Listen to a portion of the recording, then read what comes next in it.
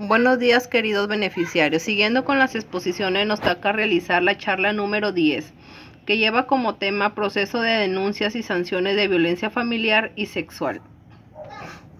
La violencia hacia las mujeres y a cualquier miembro del grupo familiar es considerada como un grave problema de salud pública y una violación de los derechos humanos. De acuerdo a la ENDE 2016, en nuestro país, 6 de cada 10 mujeres alguna vez unidas fueron víctimas de violencia física y sexual. El Ministerio de la Mujer y Poblaciones Vulnerables ha registrado el 2016 que la manifestación más extrema de la violencia de género, el feminicidio, cobró la vida de 124 mujeres. Así también 258 sobrevivieron al ataque, con graves secuelas en su salud física y mental, debiendo considerarse también los niños, niñas y adolescentes en situación de riesgo y desprotección a consecuencia de este delito. La magnitud de esta problemática se explica por los patrones socioculturales de subordinación profundamente arraigados en nuestra sociedad.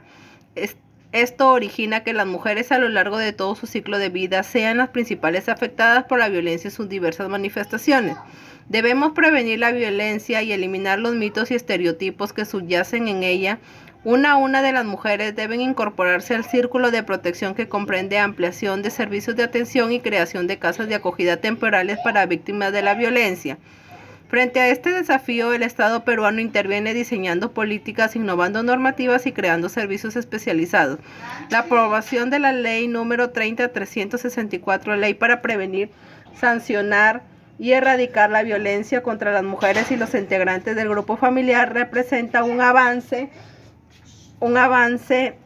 en la obligación internacional de adecuarnos a los estándares de protección establecidos en instrumentos vinculantes como la Convención sobre la Eliminación de todas las formas de discriminación contra la mujer y la Convención Interamericana para prevenir, sancionar y erradicar la violencia contra la mujer.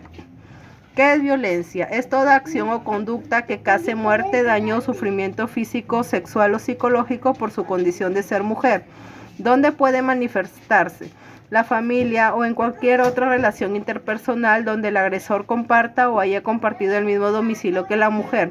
En la comunidad, calle, espacios públicos, vecindarios, entre otros, que comprende diversas formas de violencia como violación, abuso sexual, tortura, trata de personas, prostitución forzada, secuestro y acoso sexual en el lugar de trabajo, centros educativos, establecimientos de salud o cualquier otro lugar. La perpetrada o tolerada por agentes del Estado que realizan funcionarios o servidores públicos como policías, personal de serenazgo, juez, fiscales, médicos legistas, entre otros, donde quiera que ocurra. ¿Qué es violencia contra los integrantes del grupo familiar? Es toda acción o conducta que les cause muerte, daño, sufrimiento físico, sexual o psicológico y se produce dentro de una relación de responsabilidad, dependencia, confianza o poder de parte de un integrante a otro del grupo familiar. Tienen especial protección las niñas, niños, adolescentes, adultos mayores y personas con discapacidad. ¿A qué personas protege la ley? A las mujeres en todo su ciclo de vida, niñas, adolescentes, jóvenes, adultas y adultas mayores, a los miembros del grupo familiar. ¿Qué tipo de violencia puedo denunciar? Violencia física es una acción o conducta que causa daño a la integridad corporal o a la salud, ya sean golpes, puñetes, patadas, empujones, jalones de cabello, bofetadas, entre otros. Se incluye el maltrato por negligencia, descuido o por privación de las necesidades básicas que hayan ocasionado daño físico o que puedan llegar a ocasionarlo, sin importar el tiempo que se requiere para su recuperación. Otro tipo de violencia que se puede denunciar es la violencia sexual, acción de contenido sexual que se cometen contra una persona sin su consentimiento o bajo coacción, además de los delitos de violación sexual, actos contra el pudor y tocamientos indebidos. Incluye actos que no implican penetración o contacto físico, acoso sexual en espacios públicos, exposición del cuerpo sin consentimiento, insinuaciones sexuales y la exposición a material pornográfico, entre otros. Otro tipo de violencia es la psicológica, acción u omisión que busca controlar o aislar a la persona contra su voluntad, a humillarla, avergonzarla, insultarla, estigmatizarla o estereotiparla, ya sean con calumnias, gritos, insultos, desprecios, burlas y toda acción para dañar su autoestima sin importar el tiempo que se requiera para su recuperación. Otro tipo de violencia es la económica, acción u omisión que se dirige a ocasionar un menoscabo en los recursos económicos o patrimoniales de cualquier persona a través de la pérdida, sustracción, destrucción, retención, apropiación ilícita de los objetos, instrumentos de trabajo, documentos, bienes, valores, limitación de la entrega de recursos económicos para satisfacer necesidades básicas, alimentación, vestido, salud y otros. Evasión en el cumplimiento de las obligaciones alimentarias, control de los ingresos, entre otros.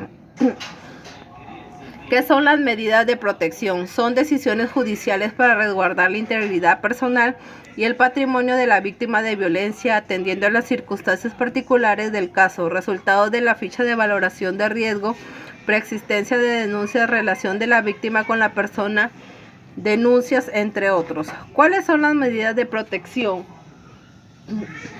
Retiro del agresor del domicilio, impedimento de acercamiento o proximidad a la víctima en cualquier forma a la distancia que la autoridad judicial determine, prohibición de acceso a lugares de trabajo o estudio de la víctima u otro lugar que está frecuente o de acercarse a una distancia de 300 metros.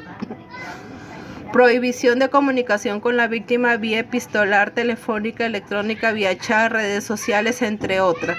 Prohibición del derecho de tenencia y porte de armas para el agresor, debiéndose notificar a la Superintendencia Nacional de Control de Servicios de Seguridad, armas, municiones, explosivos de uso civil para que se incauten las armas que están en posesión de personas respecto de las cuales se haya dictado la medida de protección. Inventario sobre sus bienes, derivación a una casa de acogida, cualquier otra requerida para proteger la integridad personal y la vida de las víctimas o familiares. ¿Quién ejecuta las medidas de protección? La Policía Nacional del Perú se encarga de ejecutar las medidas de protección.